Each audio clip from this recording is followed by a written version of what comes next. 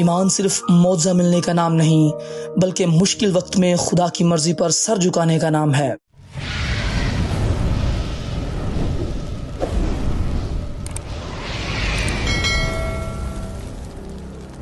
یسوع ناصری کے نام میں، جس نے اپنی نہیں بلکہ باپ کی مرضی کو پورا کیا، آپ کی سلامتی ہو۔ میرا نام ادیب شہزاد ہے اور آج کی ڈیووشنل تھاٹ ایک ایسے موضوع پر ہے جو ہر ایک ایماندار کی زندگی کی بنیاد ہے، اور وہ موضوع ہے خدا کی مرضی پر بھروسہ کرنا کیوں ضروری ہے۔ انسان اپنی زندگی کے لیے بہت سے منصوبے بناتا ہے۔